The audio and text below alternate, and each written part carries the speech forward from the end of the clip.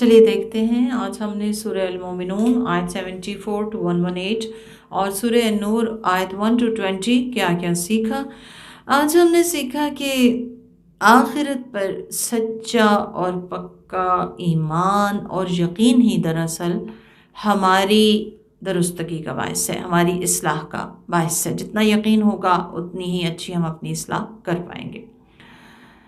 آج ہم نے سیکھا کہ ہمیں اپنی ان نعمتوں پر جو کہ میچ لیس ہیں، دل، سماعت، بصارت، ان پہ اللہ سبحانہ و تعالیٰ کا دل سے شکر گزار ہونا چاہیے، اور اصل شکر گزاری یہ ہے کہ ہم ان نعمتوں کو اللہ سبحانہ و تعالیٰ کی رضا کے لیے استعمال کریں۔ آج ہم نے اپنی پوری زندگی کے لیے ایک اصول سیکھا، اور وہ کیا ہے کہ برائی کو بھلائی سے دور کرنا ہے۔ برائی برائی سے دور نہیں ہوتی، گندگی گندگی سے صاف نہیں ہوتی، بلکہ برائی کو بھلائی سے دور کرنا ہے۔ آج کا جو جملہ ہم نے فکس کیا وہ کیا تھا؟ شیطان سے بچنے کے لیے ہم نے 2 آیات یاد کرنی ہیں۔ ربی اعوذ بک من ہمزات الشیاطین واعوذ بک ربی ان یحضرون، اے اللہ مجھے شیطان کی اکساہٹوں سے محفوظ رکھ، اور اس سے بھی محفوظ رکھ کہ یہ میرے قریب پھٹکیں۔ 3 بار پڑھ کے اپنے دل پہ تھتکارنا ہے، اور ایون اگر رات کو ڈر لگنے کا بعض لوگوں کو عارضہ لاحق ہوتا ہے تو وہ بھی یہ تھتکاریں گے اس طرح سے 3 دفعہ پڑھ کے اپنے دونوں آیات اپنے دل پر، تو انشاءاللہ تعالی شیطان کے ڈر سے محفوظ رہیں گے۔ آخرت کی حسرت سے ہمیں بچنے کے لیے کیا کرنا ہے؟ اپنے وقت کی قدر کرنی ہے، اور اس وقت کو اللہ سبحانہ تعالیٰ کو راضی کرنے کے لیے استعمال کرنا ہے۔ آخرت کی کامیابی کے لیے لازم ہے کہ ہمارا پلڑا بھاری ہو، اور وہ کون سا پلڑا؟ نیکیوں کا۔ تو اس کے لیے کیا ہے کہ ہر چھوٹی بڑی نیکی جو بھی ہمیں دکھے اسے فوراً کر ڈالیں، اسے ڈیلے نہ کریں بلکہ کر ڈالیں۔ آج بہت خوبصورت دعا ہم نے سیکھی ہے۔ اللہ سبحانہ تعالیٰ کے رحم کے ہم سب محتاج ہیں۔ رب اغفر وارحم وانت خیر الراحمین۔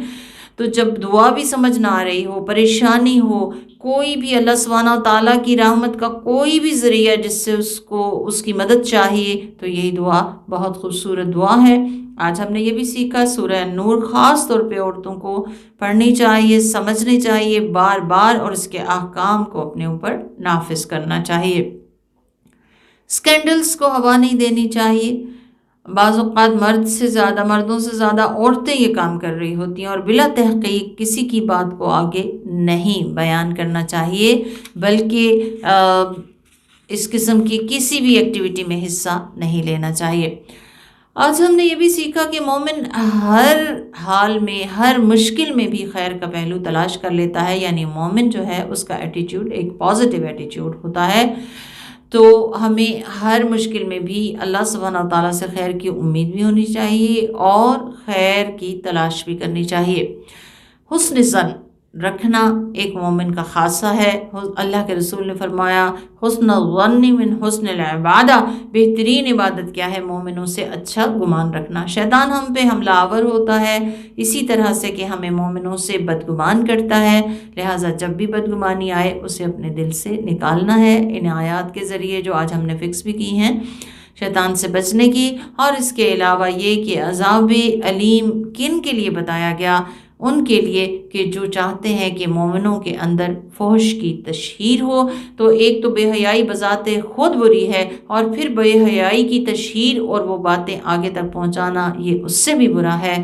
اللہ کے رسول نے فرمایا بے حیائی اور فحش گوئی کا اسلام سے کوئی تعلق نہیں، اسلام کا خاص وصف حیا ہے۔ اللہ سبحانہ و تعالی ہمیں حیا سے مستفید فرمائے، ہمیں حیا عطا فرما دے، دل کی حیا، زبان کی حیا اور معاملے کی حیا۔ بارک اللہ فیکم، والسلام علیکم ورحمۃ اللہ وبرکاتہ۔